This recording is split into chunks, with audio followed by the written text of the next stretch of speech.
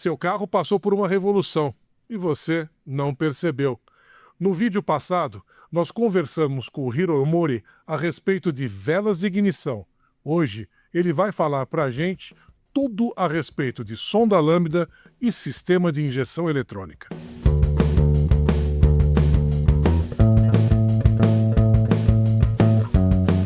Estamos aqui na fábrica da Niterra do Brasil, detentora das marcas NGK e NTK, conversando com Hiromori Mori a respeito de injeção eletrônica e sonda lambda, componentes importantíssimos que mudaram nos veículos nos últimos 20 anos e que influenciam diretamente o serviço dentro das oficinas. Hiro, muitas vezes a sonda lambda toma a culpa de muitos sintomas que ocorrem nos veículos injetados. Vamos conversar um pouquinho a respeito disso? Explica para a gente, desde o princípio, o que ela é, como ela funciona e alguns conceitos importantes de injeção eletrônica. Professor, nós temos que compreender primeiro que os veículos receberam sistemas de injeção eletrônica por causa de normas de emissões ambientais. Então, cada ano elas ficavam mais restritas e o veículo foi tendo que se adaptar e agregando tecnologia para atender essas novas normas de emissões. Qualquer sistema de injeção, qualquer um, basicamente o que ele faz? Ele mede a massa de ar que está ingressando no motor. Se eu sei a massa de ar, eu sei quanto eu preciso colocar de combustível. Em massa, sempre estamos falando de massa. Massa de ar, massa de combustível. Como que eu sei? Através da estequiometria do combustível, que é uma relação bem massas. Importante, eu tive basicamente 3 tipos de sistema de injeção. Um que trabalhava por rotação e carga, rotação e posição de borboleta, só que esse sistema não atinge mais emissões, então ele desapareceu. Atualmente eu tenho os sistemas Speed Density. Aí você fala, Hiro, o que é isso? São sistemas de injeção que utilizam sensor MAP. Então a medição da massa de ar é uma medição indireta. E eu tenho os sensores, os sistemas de injeção que trabalham com medição direta, que utilizam sensores MAF. Então, basicamente, MAP e MAF. Um é medição direta, o outro é medição indireta. Eu faço um cálculo para chegar na massa de ar. Descobri a minha massa de ar, que está entrando, eu injeto uma massa de combustível através do tempo de injeção. Quem vai controlar se esse cálculo foi bem feito ou não?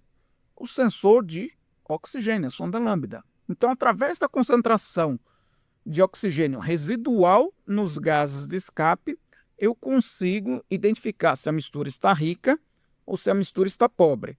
Nos sistemas com sondas convencionais, eu tenho um sinal que nós chamamos um sinal de uma onda senoidal. Eu fico oscilando rico, pobre, rico, pobre, rico, pobre, e o módulo vai variando o tempo de injeção, sempre buscando um lambda 1. Muitos podem pensar, isso não é muito eficiente.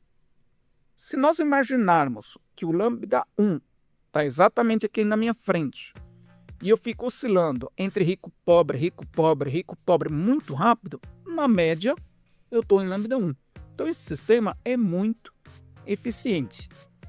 Depois, foi agregado, quando entramos no sistema OBD2, mais ou menos 2008, foi agregada a sonda pós-catalisador. Então, os sistemas de injeção ganharam uma sonda pré, que já tinha, e uma sonda pós. Essa sonda tem que ser uma sonda, a pré, uma sonda de aquecimento rápido. Em alguns casos, a sonda pós também é de aquecimento rápido. Ou poderia ser um pouquinho mais lento, não tem problema. E a função da segunda sonda é monitorar a eficiência da primeira sonda e do catalisador.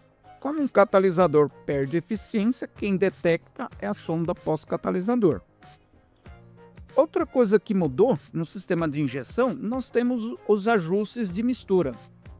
Que eu tenho o ajuste de curto prazo e o ajuste de longo prazo. O de curto prazo, mais ou menos, é uma resposta que o sistema está dando ao sinal da sonda.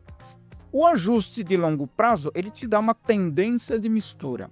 Até mais ou menos 2008, você ia fazendo ajuste, até o momento que o carro começava a falhar.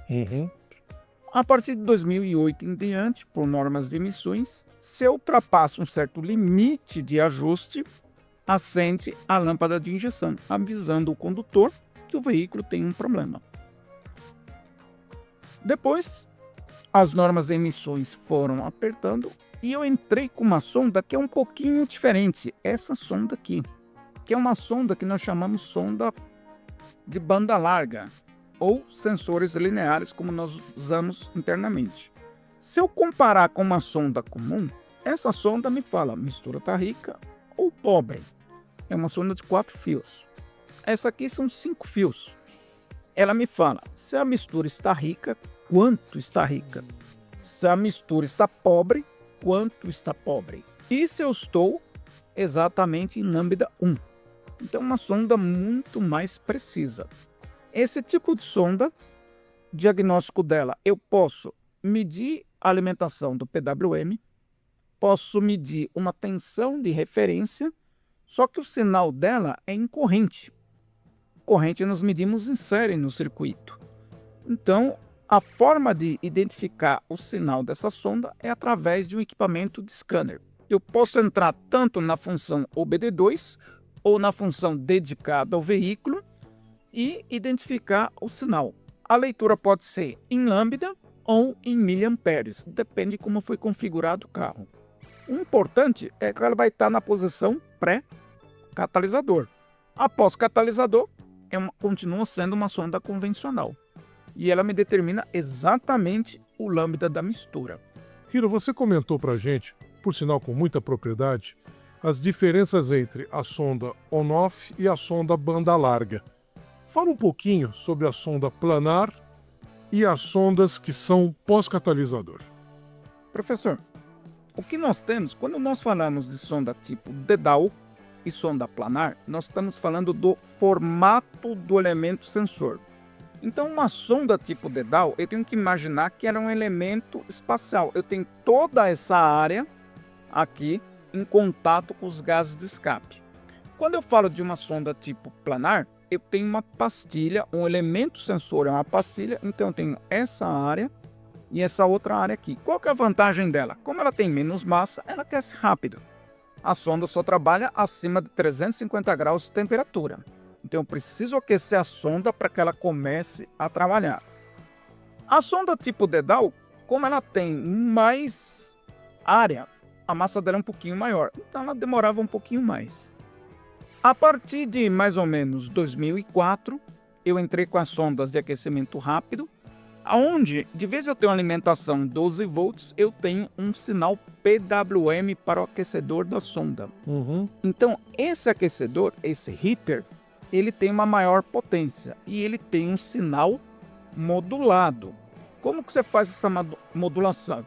Para montadoras, nós fornecemos sondas que elas têm termopares acoplados e a montadora vai calibrar o PWM de acordo com a temperatura da sonda. Então, basicamente, essa seria a diferença de uma sonda planar para uma sonda tipo dedal com relação ao formato. O elemento é o mesmo, é dióxido de zircônio. Uma outra característica que você tem é quanto algumas sondas trabalham com ar de referência e a outra com tensão de referência. Quando o sistema trabalha com ar de referência, é sonda dedal ou planar também tem com ar de referência. Então a referência dela é o ar do meio ambiente. Quando você tem uma sonda com tensão de referência, um módulo de injeção tem que mandar um sinal para a sonda. Então, normalmente, o carro está frio. Você colocou o equipamento de scanner. Ele começa próximo de 5 volts e vem caindo. Se o carro trabalha com sonda com tensão de referência, eu posso pôr uma com ar, que não tem problema nenhum. Se ele trabalha com ar, eu não posso colocar uma com tensão, porque não vai ter o sinal para fazer a leitura da sonda. Então são algumas diferenças que nós temos.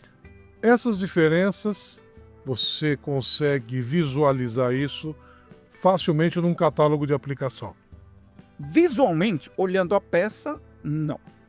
eu tenho gerações diferentes entre corpos. Aqui, por exemplo, eu tenho 2 gerações de sonda, 2 tipos de corpo de sonda diferente. Olhando a peça em si, eu não consigo identificar. Então, sempre utilizar a tabela de aplicação, que aí você está garantido. Então, se visualmente é difícil distinguir, a segurança está no catálogo de aplicação. Sim, professor, sempre utilizar o catálogo de aplicação. Aqui eu tenho um catálogo. No catálogo, de um lado, eu tenho os sensores, linha NTK. Do outro lado, eu tenho NGK, a linha de velas e sistemas de ignição. Eu posso abaixar o app para utilizar no celular. Posso fazer o download para o meu computador. E aqui eu tenho as aplicações corretas de todos os sensores. E algo que é importante, né? Nós vimos que muitos sensores têm tensão de referência, têm resistências. O mecânico utiliza muito equipamento de scanner, só que cada componente tem um teste específico. Você está lá no dia a dia, na oficina. Está com uma dúvida? A NGK tem todo um time de suporte capacitado para te orientar quais são os pontos que você tem que estar observando para oferecer o melhor serviço possível para o nosso cliente. Afinal, a oficina é uma empresa, como empresa tem que gerar lucro e temos que evitar retrabalho. Eu aproveitei e trouxe alguns sensores aqui para que nossos amigos possam conhecer. Aqui eu tenho um sensor de rotação, sensor de PMS, ele indica a rotação do motor e posição do virabrequim. Esse sensor, basicamente, eu tenho 2 tipos, tipo indutivo e tipo Hall. Qual a diferença? Esse aqui é um gerador de sinal. Então aqui eu tenho um ímã permanente, eu tenho na roda fônica uma falha. A hora que os dentes vão aproximando aqui, ele vai me gerando um sinal tipo uma senoide. Cheguei na falha do dente, eu vou sentir que o sinal parou. Voltou a gerar o sinal, ele volta na senoide. Essa falha indica o ponto morto superior do primeiro cilindro. Esse outro sensor é um sensor tipo Hall. Então ele tem uma alimentação aqui. Ele é alimentado com 5 volts. Aqui dentro eu tenho um elemento sensor. Quem está magnetizado agora é a roda fônica. Então lá tem um dentezinho que é magnetizado. A hora que eu passo naquele dente, eu corto o sinal. Então ele vai contando. É um sinal que varia de 0 a 5 volts normalmente. Há carros que trabalham com 12 volts. Uma onda quadrada, cada vez que eu chego nessa falhazinha, eu estou contando. A hora que eu pego o espaço maior, eu achei o ponto morto superior. Ele está medindo o quê? Rotação. Algo que é muito importante, alguns defeitos que podem dar, pode faltar alimentação nesse sensor, pode juntar sujeira, mas muitos defeitos são roda fônica desalinhada, chaveta quebrada, chaveta folgada, virabrequim desalinhado, excesso de sujeira. Então tudo isso interfere na leitura desse sensor. Alguns veículos eles estão colocados na frente do motor, no meio do virabrequim ou na parte traseira. Quando está na parte traseira e o carro é transmissão mecânica, tem o desgaste da embreagem, pode contaminar o elemento sensor. Então às vezes não é que ele parou de funcionar, ele está sujo. Outro sensor que eu trouxe aqui é o sensor que nós chamamos de VSS. É um sensor de velocidade do veículo. Esse sensor também é um sensor de rotação, só que agora eu estou medindo a rotação de saída do câmbio.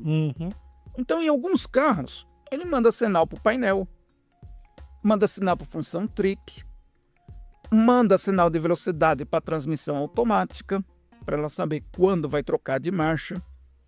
Existe uma estratégia dentro do sistema de injeção, que é a estratégia de cutoff de sistema de injeção. Lembra quando eu tiro o pé, ele corta o volume de injeção? Eu tenho que medir a velocidade do carro. Ajuste de injeção por carga e velocidade. Um cuidado que tem que ter, alguns carros eu tenho engrenagens do câmbio que acionam esse sensor diferentes. Então olhar sempre a configuração das engrenagens. Esse tipo de sensor tem quantidade de pulsos, então verificar se a quantidade de pulsos é compatível com o veículo. Só que muitos carros já não utilizam mais esse sensor. Qual sensor que eu utilizo? Eu utilizo o sensorzinho de ABS. O sensor de ABS é um sensor de velocidade, só que agora das rodas do veículo. O que o sistema faz? Como eu tenho uma rede de comunicação e eu já tenho a velocidade das rodas, através do sinal do ABS, eu sei a velocidade do veículo e faço a comunicação com o sistema. Então eu elimino o VSS, o sensor de velocidade. Um outro sensorzinho que nós temos aqui é o sensor de temperatura do fluido de arrefecimento. Esse sensor, ele me indica a temperatura na qual está o fluido. Eu tenho muito aproximado, é a mesma temperatura do motor. Através desse sinal, eu vou habilitar estratégia de partida frio, estratégia de enriquecimento de mistura por temperatura de motor. Vou fazer acionamento de primeira, segunda velocidade de eletroventilador. Fazer estratégias de proteção de componentes. Então, se o motor está com a temperatura muito alta, ele corta alguns componentes, pode cortar a potência do motor. Também tenho, nos veículos mais modernos, acionamento de bomba d'água elétrica, acionamento de válvula termostática elétrica. Então, depende muito da configuração. O que é importante? Esse sensor, aqui dentro, ele possui uma resistência. Essa resistência varia negativamente com a temperatura. Então, como que a gente faz o teste? Mede o valor de resistência, temperatura ambiente, vamos aquecendo e medindo a variação de resistência. Tem os pontos de marcação. Só que é uma medição que muitas vezes não é prática. Então, uma dica: você entrou com o scanner, o carro ficou frio, a noite inteira parado. Ele tem que indicar temperatura ambiente. Numa região muito próxima ao sensor, eu posso vir com um termômetro de infravermelho, ligo o veículo e vou medindo a variação de temperatura com o termômetro de infravermelho e comparando com a leitura do sensor no equipamento de scanner. Então, uma forma de você conseguir fazer essa medição sem ter que pegar um becker, colocar um fluido, aquecer. É uma medição online, é o que a unidade de comando está lendo, é o que ela está entendendo. Né? Outro sensor que nós temos aqui é o que nós chamamos de TPS, né? Que é o Throttle Position Sensor. Esse sensor, ele indica a posição da borboleta de aceleração. Então nós temos que imaginar, conforme eu estou dirigindo, eu acelero, tiro o pé do acelerador. Nos veículos mais antigos, a abertura e fechamento dessa borboleta era mecânico. E eu precisava de um sensorzinho para me falar em que posição que estava a borboleta. Então eu tenho que fazer a medição dessa valor de resistência de acordo com a variação de posição. Eu prefiro, como ali a variação, às vezes esse sensor quebra a trilha numa determinada posição, fica difícil você acertar o ponto exato, eu prefiro medir com equipamento de osciloscópio. Você alimenta o sensor, faz a medição com o osciloscópio, como eu vou estar com um sinal visual, é mais fácil a identificação. Você enxerga o buraco da trilha quebrada. Muito mais fácil, né? Então é bem fácil de você identificar. Detalhe importante, lembra do parafusinho de batente da borboleta que existiam nos carros carburados, nos carros com acelerador mecânico? Aquele parafuso não é para ser mexido. O ajuste do ponto inicial, da posição inicial, é feito em bancada de fluxo. Exato. Se você mexer naquele parafuso, nunca mais você vai conseguir ajustar. Então, tomar esse tipo de cuidado, verificar se não tem entrada falsa de ar, né? Se não tem empenamento no eixo, folga no eixo, e fazer a medição do sensor.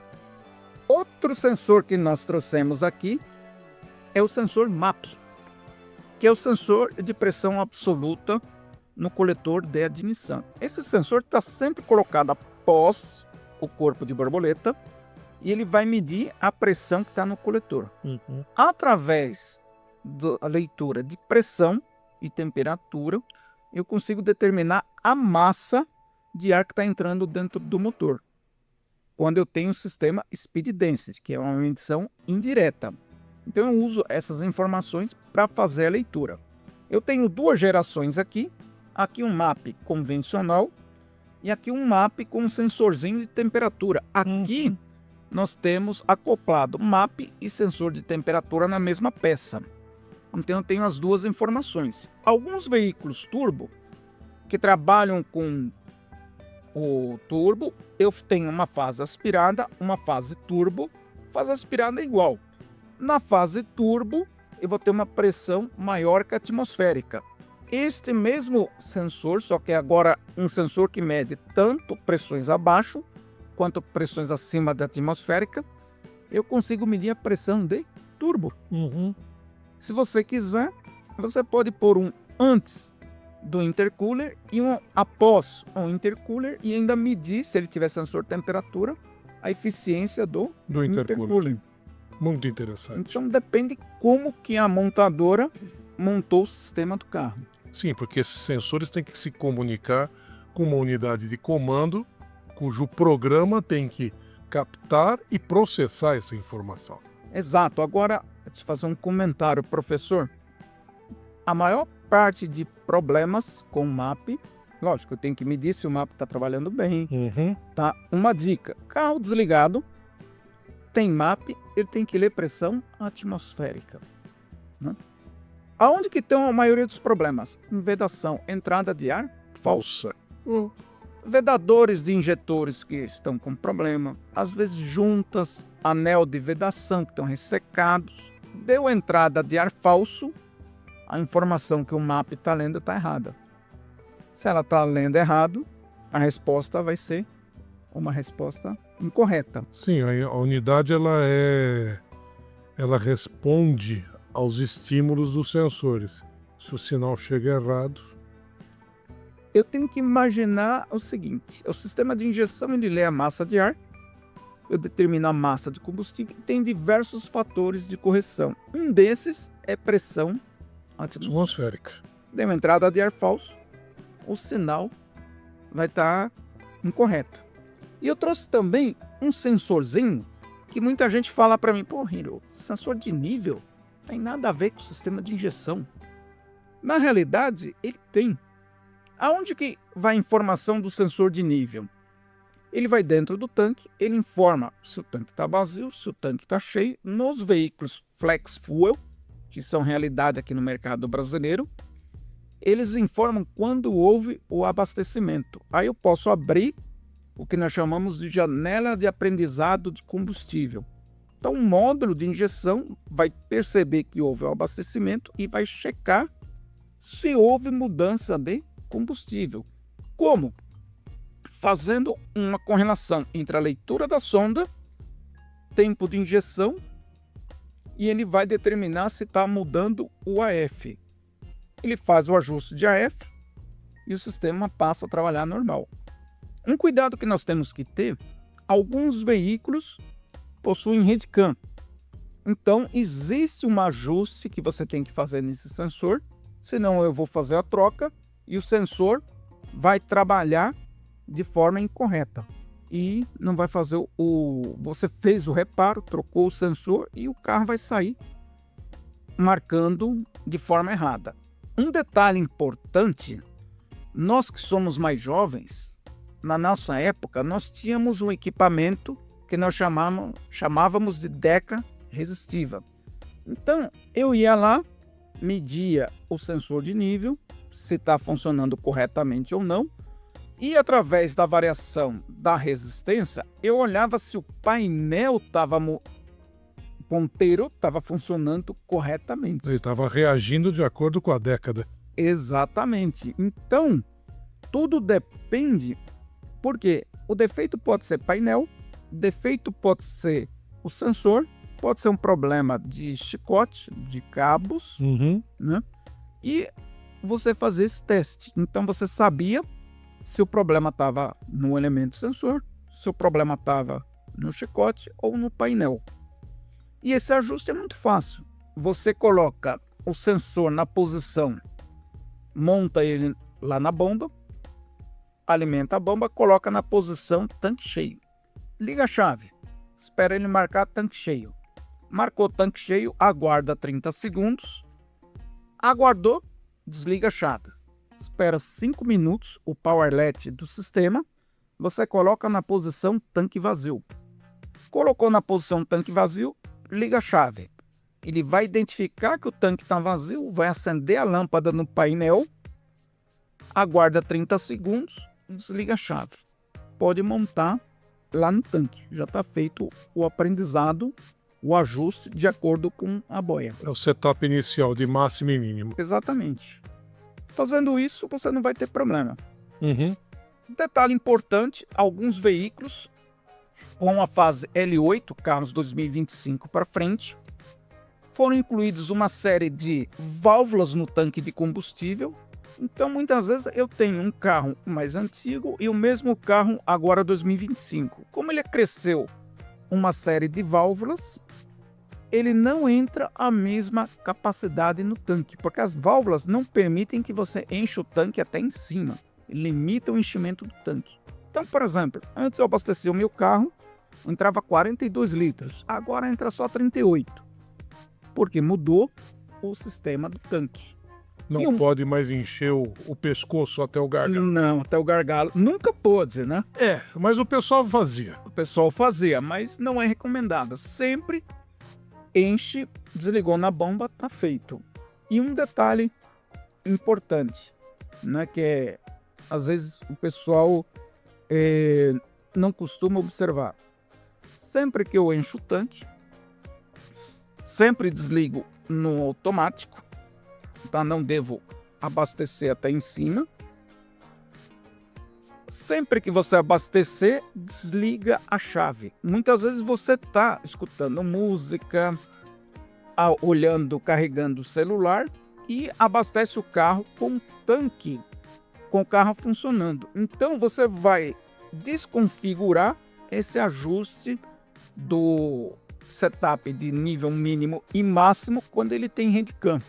Então melhor, aguarda 5 minutinhos, não mata ninguém, desliga a chave, abastece o carro, acabou de abastecer, você pode ligar o carro que ele vai marcar normal. Se você abastecer com ele ligado, ele pode dar imprecisão na leitura. Hiro, muito obrigado pelo seu tempo, pela gentileza de nos ter recebido aqui.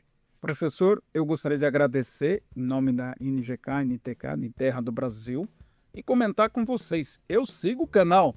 Olha só. Muito. Olha só. Amigos, é um prazer enorme poder falar com vocês. Se tiverem qualquer dúvida relacionada aos nossos produtos, podem entrar em contato conosco e sigam o canal. E se você quer ver mais conteúdos como esse, uma verdadeira aula proporcionada pelo Hiro, nesses 2 últimos vídeos, curta, compartilhe e se inscreva no canal Autoacadêmico. E até a próxima. Até, pessoal. Obrigado.